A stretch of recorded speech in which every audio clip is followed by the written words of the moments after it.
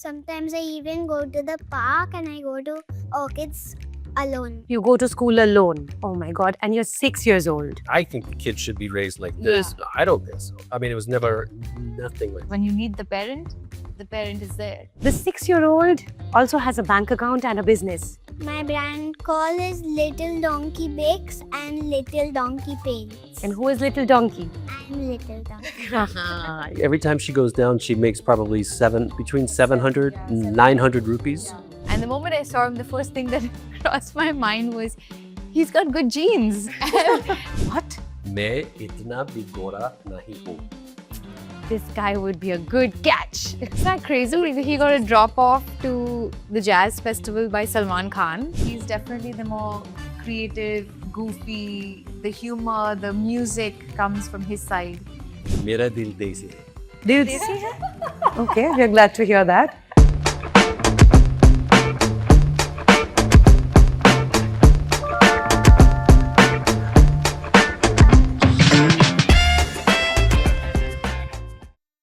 Welcome to another episode of Mind the Gap. I am Akhi, your host, and today we have a very special family as guests with us.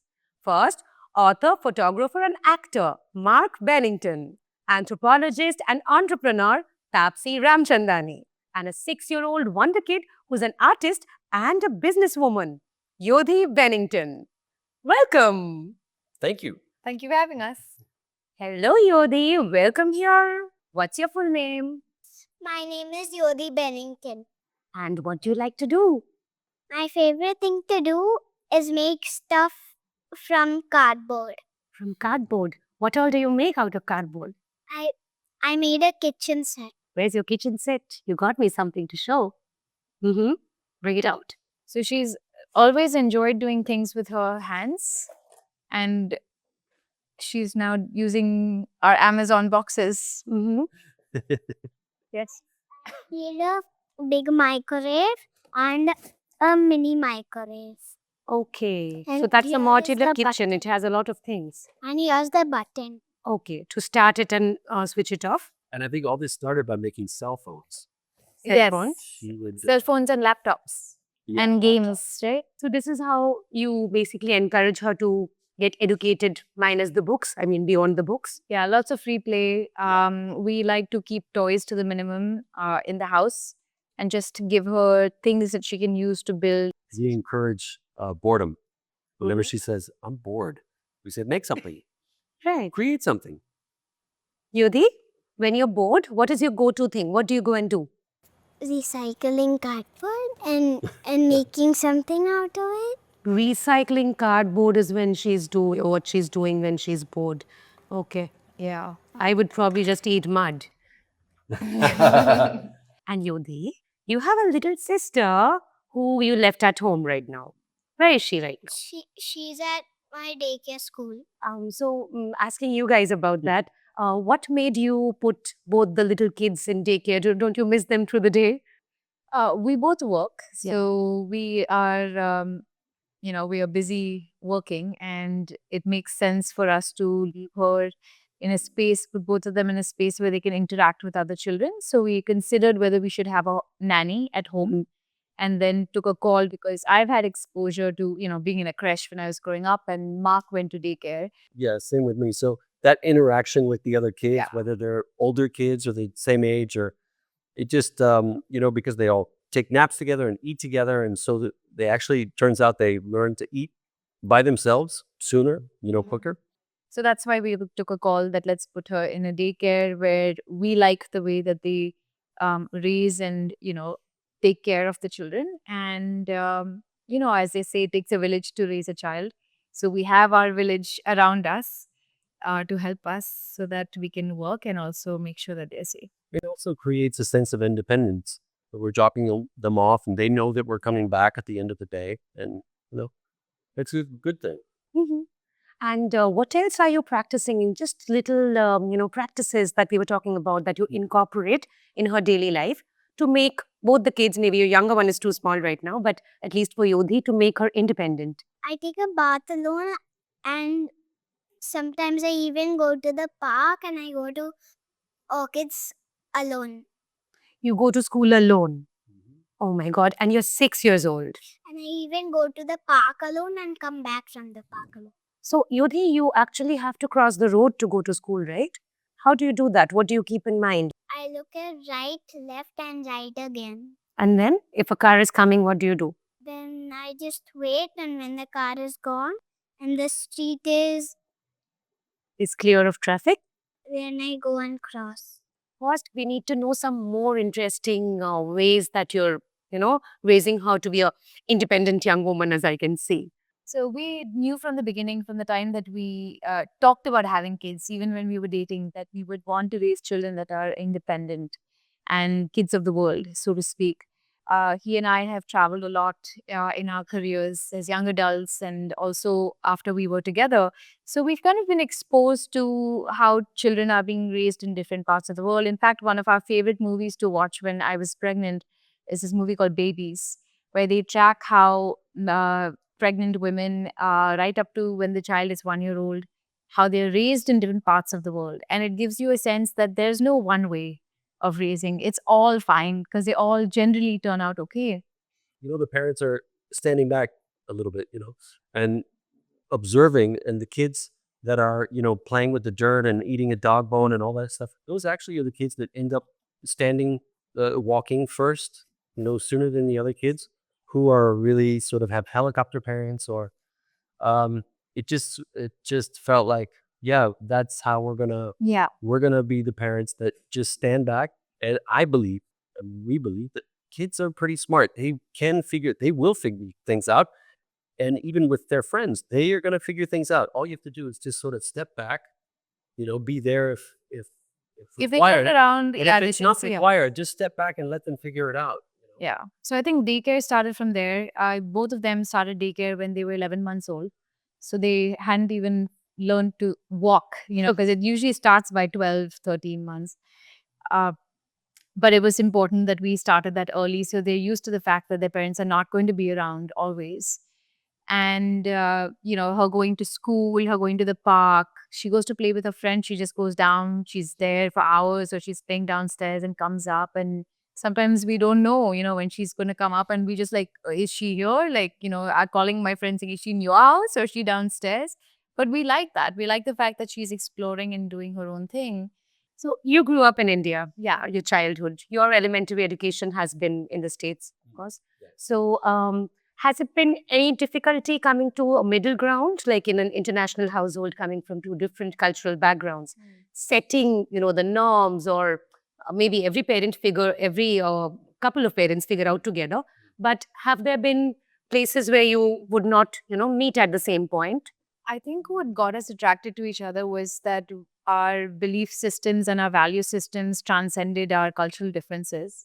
So we didn't have that issue because we've been in sync. It's what got us together in the first place, that we think alike. We have a similar view of kids in the world, of us in the world, of, Yeah, we're pretty aligned. what is a relationship. So Okay. that I mean, there was never a point of like, I think the kids should be raised like this. Yeah. I don't think so. I mean, it was never nothing like that. So you just let things flow the way they are. We go with the flow. Yeah. And we're in sync with whatever we decide. Like Yeah. we are both sleep trained. So there's a lot of effort that goes into sleep training where, they don't sleep with us. They've never slept with us. So, so we've decided together that, okay, this is what we're going to do. It's going to involve a week of hell at night as the child gets used to sleeping, in the dark by themselves. But it's something we are both in sync with, so we can support each other and then take these decisions together. And how old was she when she started sleeping by herself? They've always slept by them. We've never had them with Oh, us. They've had a cot. She was no, but you mean out of our room? Out of the room, yeah. 6 months. So she doesn't remember sleeping beside you, of course. No, they've never slept beside No, us no, ever. never. Even in our room, they had their own cot and they slept there. So they always had their own space. But physically leaving the room happened in 6 months. Yeah, that's little things like that give a kid a sense of independence. I've got my own room. I've Yeah. got my own bed. I'm not even in my parents' room. So, Yes. what were we gonna say? Once I did sleep next to Ama's room when I wanted a bunk bed, and I couldn't sleep in my room because I didn't even have a bed. Yes. Because bed was getting hate. So Yeah, And that's sometimes right. when you have a nightmare, then you come and crawl into bed and snuggle with us. So that's all, that's exactly what it is when you need the parent is there. But otherwise, you sleep by yourself. And she tells stories to herself. She probably doesn't sleep for an hour after we put her to bed. She's singing, She's- she's talking. She's telling talking to stories. Oincy. She's making up stories. She's doing all Be- sorts of singing to yourself. Yes. Because I can't sleep. Exactly. So she puts Okay. herself to sleep. Okay, talking about independence, the 6-year-old also has a bank account and a business. We really want to know more about that. Where did that come from? The first time, so pocket money and all, we all know, you give them 10 rupees, 20 rupees a week. But what we started doing was, I remember I asked you, I said, what are your 3 favorite things? And you said, I like, what do I like? Mendi, Mendi, dal chawal, and nail polish. and nail polish. You remember your first 3. I was like, that's what she said. I was like, I suggest anything, So she did these 3 things. So what I did was I looked up companies that And make these things. And now I have Yeah. 2 companies. Yeah, that's right. You have 2 companies. Nykaa and I believe it's Dabur. Dabur. So when she said she likes nail polish, I was like, let me look at listed companies that make dal chawal nail polish or what is the other one? Mehendi. Mehendi. And we started with Nykaa. Nykaa had just listed, I think it was a couple of years back. So we had pocket money and I was like, yeah, I think it was like some 175 rupees or something for a stock. And I was like, let's do it. Like, let's get you a stock of Nykaa. So we did that. That involved getting a PAN card, that involved opening a bank account, that involved opening a DMAT account. Realized, oh my gosh, this is possible in India. I mean, now I want to tell every parent, open these things. Like you can open a minor DMAT account. So we did it and we bought the stock. And of course, no concept of what is a stock. But the next time we went to a mall and we went to Nykaa and we walked in, I said, Yodi, you own part of this business. Your company. And your company reminds me, you also have your own brand. What is that brand called? My brand call is Little Donkey Bakes and Little Donkey Paints. And who is Little Donkey? I am Little Donkey. Yes. Tell me a little about your Little Donkey Bakes business. So, what do you make there? I make cakes, muffins. Okay, and where do you sell them? I sell them right next to Bianca Park. A park in your neighborhood. Okay. And she's made quite some money out of what she sold last year. How much was that? I feel like every time she goes down, she makes probably between 700 and 900 rupees. Oh my God, rich girl. Within like 20, 30 minutes, everyone just buys whatever she's got there. Everyone just buys right away because they see this, little 6-year-old and the muffins are really good. The muffins, we take a little stool and we put a cloth on it, and she's got a chart paper where she's, drawn a picture of your muffins and all. But actually, forget about actually just making the muffins. Why did we start this? Do you remember? Do you want to tell her? I wanted to start it because I wanted an iPad which I could draw on and an Apple Pencil. And also, what do you think she's learning at school in financial literacy now that she's, investing in stocks and everything? They have a subject in that. I believe they're now learning about notes. So she's familiar with the concept that here are notes and here are coins that make up money. I like to think of whatever we're doing at home as supplementary to what's happening in school. So she's learning something in school in a very structured way. And then in a semi-structured way, she's kind of playing with that at home and through activities. And the idea is that between the two things, something clicks. Yeah. Because that's how we learn. Everything does not come by sitting and just learning or just doing. It's you're doing something else or you're doing a little bit of something and suddenly, tuck, something goes off in your head and you realize, oh, something just made sense. And that's all we want to do is just expose her to these different things and hopefully something will click when it has to. Yeah, especially when it's coming from different sources. Yeah. Like if we introduce something at home and then they talk about it in school, it's like, oh, I know about I it. already know about this. Exactly. So, Tapsi, Mark, you both have grown up in different countries and also at a different time. Elementary education is taking very different turns these days with they're learning public speaking, financial literacy and astronomy and so much more from a very early age. How do you see this education differently from the kind of education that you have had in your times? You can take the question separately. Mark, for you? It's been a long time since I was in school. I mean, it was just a very, your basic education. I mean, when I look at what they're doing now with public speaking, I think, wow, I mean, I wish I would have had stuff like something like that, or it was all just the basics and pretty much nothing more. Okay. And what do you think they're learning at public speaking? Does she give you an example of what she's learning at school from public speaking in theater, especially that is all so closely attached to your profession? I think just, it's just repetition. The more you do it, the better you get. And so she has to do it every week. So it's good. I mean, it's really good. They have regular classes. Yeah. And have you seen any particular interest in her, taking after you as an actor? No, I mean, there was a school play that they did a couple of months ago, and she was very excited about doing that and her part and learning all the other parts. And so she was really into it. Yeah. Yeah. And we talked about learning lines, right? We talked about learning lines and how the best way to learn lines. I didn't only learn my lines, but I also learned everyone else's lines. And whenever they didn't remember their lines, and I remember their lines, so I told them what their lines were. Interesting.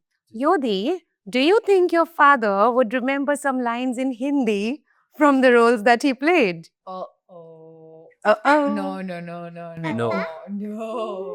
Now your daughter has asked for it, Mark. I didn't. Yeah. What does he know? What does Papa know? Just tell me one word. One word. One sentence, Yodi, one sentence. Come One on. sentence. I don't remember any English lines. Please, Hindi. That's all we want to No. hear. Yeah, but I don't remember. How about the line English that you or tell Hindi. any rickshaw driver when you're on? Like when they try to take you for a ride, no pun intended. What do you say to them? मैं इतना बिगोड़ा नहीं हूँ. What? मैं इतना बिगोड़ा नहीं हूँ. I'm not as white as you think. Yeah, exactly. So how white are you now that you're in India for how many years now? मेरा दिल देसी है. Dil desi hai? Okay, we're glad to hear that. Same white, different inside. Yeah. Tapsi, how did you do that? Yeah, like ulta coconut, right? Like, yeah, like it's like white outside, brown inside. So what made you shift to India besides, of course, the lovely woman sitting beside you? This was it. It was me. It was pretty much That Taapsi. was, it was, I mean, Bollywood was calling and that was icing on the cake. I had honestly, Yeah, I but had that no was interest in acting. That was not, acting was not. Because I had been an actor in the States for years, and then once I got into photography, I had no interest in acting anymore. So, Living the Dream, the book that you published with HarperCollins, and that consisted of all Bollywood stars. It was majorly appreciated and acclaimed. How did that happen in your life? There was a mentor of mine, David Allen Harvey, who was saying, a veteran National Geographic photographer, and he was saying you should do, you're not going to intern at the, New York Times. You're not going to intern at some newspaper. You should do an honest to God, you should do a book, a coffee table book. And you should do, since you were an actor in LA, you should do a coffee table book on the acting community in LA, and what is life really like for an actor behind the scenes. And so it was just around that time that I came here and I thought, maybe I could do that here. So that's what ended up happening. And which are the few actors that you remember shooting in your book? There's the last photograph of Dave Anand. Like, he was amazing. He was talking to me so much. He was telling me, he went on a half an hour, like he was on his soapbox telling me how I could do things. And, he was so positive. He was amazing. And Salman Khan. Salman, yeah. I mean, Salman was a pretty crazy interaction, because I had gone to Pune to photograph him on this film Bodyguard, and ended up spending 2 days together. And then he actually gave me he said, how are you getting back to Bombay? I said, well, I was just going to, take a bus or whatever it was. And he said, no, come with me, I'll give you a ride. So he gave me a ride back, and it was very like, here's this guy who was like, he was like Michael Jackson. Megastar. Yes, he like, it is. was like Michael Jackson, and then bodyguards with machine guns, and it was pretty crazy. But And What is the interaction like? and he said, where did you want to be dropped off? And he said, I'm going to Mehboob Studio. No, this is this is later. Actually, like 2 weeks later, I had to go back and get a release from him for the book. Mhm. So he said, "Yeah, come over. I'm home." Hmm. So I stopped by, and that's when he was like, "Where are you going?" He said, "I'm going to Versailles. Can I give you a ride?" I said, "No, actually, I'm going to Maple. I'm going to see the blues festival." He said, "I'll hop in. I'll give you a ride." So he dropped me off at that. Is that crazy? He got a drop off to the jazz festival by Salman Khan. I know, right? Okay, Mark, I want to ask you 3 of your favorite things in India apart from Tapsi. Rickshaws. Okay. I mean the food.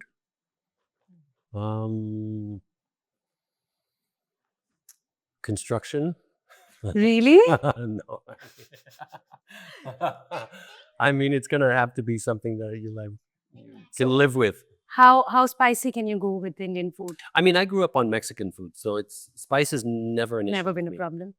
So you started your life as a career in Hollywood. You were very young at that point. Yeah. And then you shifted to being a photographer. Then you've been an author. Right now you're producing Yeah. your own project. And now you're also an actor in Bollywood and Indian OTT.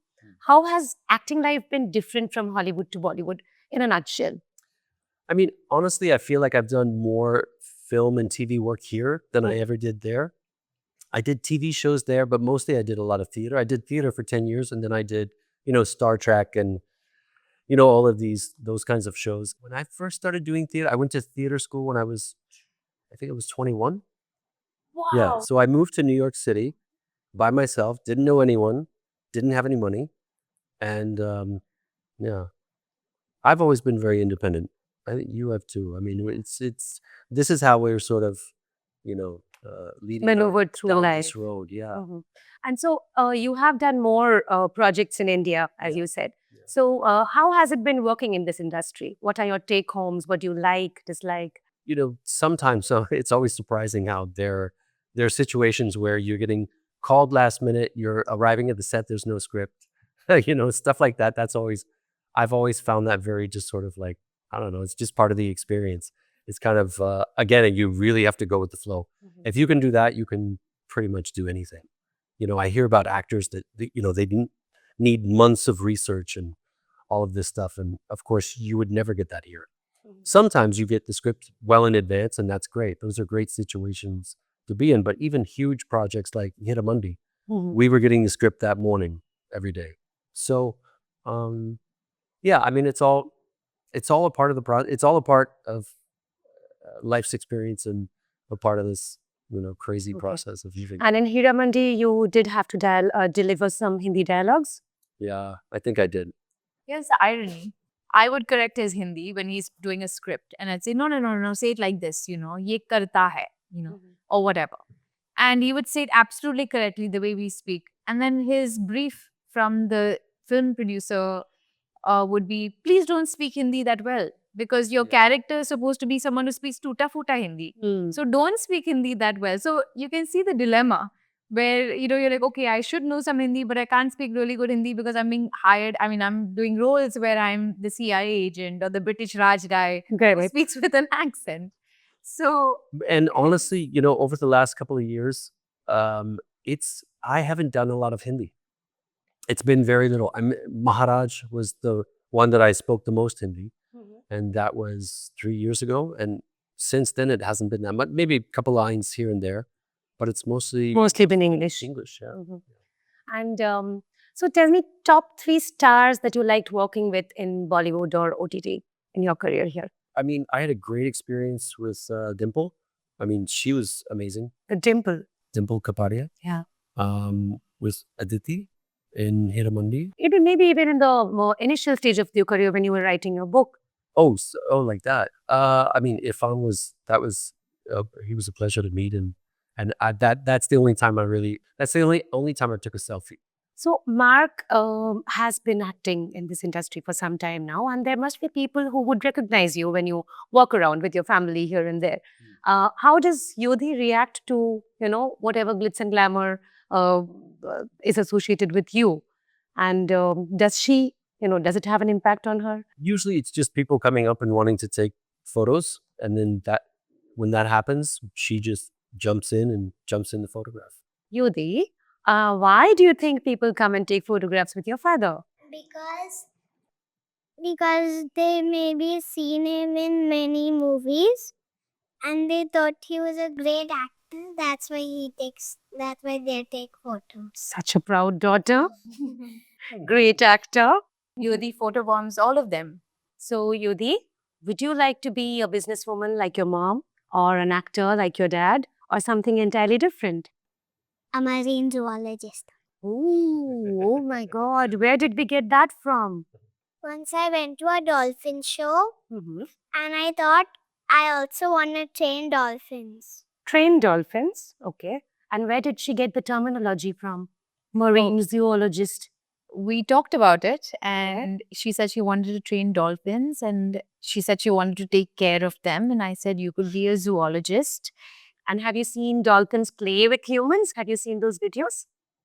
No, I haven't seen the videos, but I've also seen it in the dolphin show. In real life. Where was the dolphin show, Yodi? The dolphin show was in Portugal. I went with Amma. Oh, okay. That show left a very big impression because during the show, My very tooth fell first- off. what happened? What happened? My very first tooth fell off. She lost And that was the sign to be a marine zoologist. Yes. Yeah? So, Tapsi, tell us a little bit about Pucho. Gosh, guys, just cover your ears. Yodi, Mark, Yeah. you don't want to hear it. They've heard it so many times, that's why. Lost that. Yeah. We used to, not so much now, but Yeah. boy, in the early days. Yeah. I'm an anthropologist by training. I have a PhD in anthropology. I did my bachelor's, master's, and PhD all in the US. So I brought back my training and then have now applied it in India, where I help brands do market research. Mhm. So that's really so it's a tech platform. It's a product company, very different from what Mark does. So our lives are completely apart. And that's actually a good thing because, Yeah. You get things more to fresh. exchange information and share each other's life Yeah. glimpses. while we're both a little bit of everything, he's definitely the more creative, goofy, the humor, the music comes from his side, and the structure, the organization, the technical assistance. He's Papa's very funny, and I fix all the things around the house if they don't work. That's a nice balance to have in the household. When we first met, though, it was it was not just sparks. It was sparks. I mean, I heard a voice that said, "This is the mother of your children." And this is. Second, we met. Which is a lot to say given that I was 24 and he was 40. So, when you hear that, that's crazy. And right after reality set in, and I was like, "Oh God, she's way too young. Yeah. No way, Like, no way." yeah. Okay. Tapsi, you also have to answer the same. What did you feel when you first saw Mark? Oh, well, the story is a week before I met him, I was with my mother in Pune, and she was telling me, oh, you're 24, you don't have a boyfriend, you should be getting some boy home, you should think about getting married. Too late, And 24. yeah, she was like, it's really late, where's the boy? And so I told her, I said, what is really happening here? Is it that you want to be a grandmother? And she said, yeah, I'd like to be a grandmother. My friends are becoming grandmothers. So I said, okay, if that's what the point is, then don't worry. By the time I'm 33, I know I'm going to be a mom because I wanted to be a mother. I knew that for sure. I said, so the damad is not really the issue. You want a child, right? That's what it is. She was like, I think so. Like, I think I just, stopped the conversation there. But anyhow, that was in my mind when a week later, I met Mark at a common friend's house. He walked in, the door opened, he came in, and I wasn't expecting him because I was crashing at a friend's place. And the moment I saw him, the first thing that crossed my mind was, he's got good genes. It was like the GENES, because I was thinking, like I said, it was like hot off the top of my mind where my mom was talking about getting a pota or a poti, and I was thinking, this guy would be a good catch. Okay, so Mark looking at you and thinking, mother of my children. I know. Tapsi looking at Mark and thinking, good DNA. That was, I mean, it's a coincidence. When we exchanged notes later, it was kind of crazy that in our first meeting, we both were thinking about family. That was the first thing that came to mind. And, then So that was my first thought. Mark, this is a big decision. Moving countries for love. Nah, How did you do that? it's not that big a deal. I mean, it didn't feel like a big deal. It just felt like, I mean, I come here for, with the project, and then I was coming back again and again. We were living in New York. I mean, it sort of just felt like, at that particular time when we made the decision to move, um, I was getting sort of burnt out with photography in my studio in New York. Okay. And it seemed like, and Tapsi had yet to start writing her dissertation, and then she got pregnant, and there was all of this, everyone was calling for acting work here. So it just felt like a very natural, like, why don't we just go to Bombay for a couple of years and See how things turn have a out. kid, and she can write her, The plan was finish to the be here for PhD. 3 years. That was the plan. We came in 2018. The idea is we leave by 21. And then, of course, COVID happened. That was one. But two, we kind But of also fell it in was- love yeah. with the living setup, Yeah, lifestyle. So spoiled here. Yeah, just life-wise. We have support everywhere. We had a dog at that point, an adorable dog. We had dog walkers. Like we had a support system that otherwise in the US, It's very difficult in the US, like, everything yourself. and everything is so expensive. So Yeah. here, everything was just, it was working. It Mm. worked. And how did you make a decision to send her to Orchids so that she could cross the road and go to school? Yeah. That was Literally wanted. We were living somewhere else, but I mean, it was the school. It had just opened in the neighborhood. They just opened. and She was the first batch. She was the first batch. No, So you of started this- with K2, right? No, K1. K1. I thought it was K2. No, she did K1. So she was the first batch that Yeah. came into the school. And it was, we had taken a decision at that point that we didn't want the kid to travel far. Hmm. Not necessary, not at this age. It's not important. Education comes from, as you know, as we've been talking about, many different places. Yeah. So there was no reason to get hung up on going to a particular school that's 45 minutes away, or, even half No an hour extra to the- stress, right? Absolutely not. I mean, and why? As long as we could. So obviously, first year you try it out. You hope that it pans out and that it matches the expectations that you have, and it did, and that there was no reason not to continue. So we did that, and we are generally very happy with her pace of learning. She's reading, she's writing, she knows her math, she's got good friends in school. They've got a lot of extracurriculars like, skating and what else? Theater.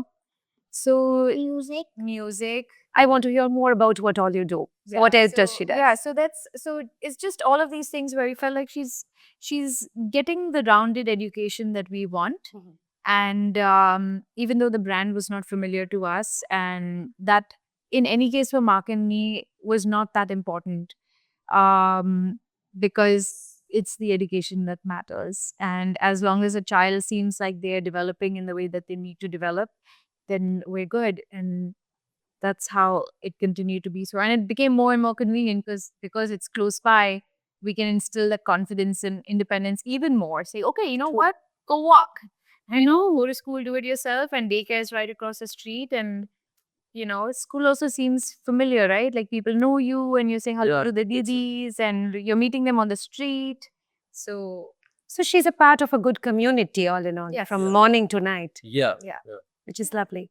And talking about 24 and 40, has the age gap ever come in the way in anything between you two, or between, your parents or families or friends? Well, I'm much wiser. Oh. I think that's for Really? Yeah. absolutely not. Okay. No, I'm joking. She's the smart one. No, it has never been. Yeah, it has it's not never, ever been. I think maybe early on, I was the one who had a problem because I thought, oh, she's going to be over me in like a couple of years and move on. Which I was in the But first year. yeah, that could have been. Yeah.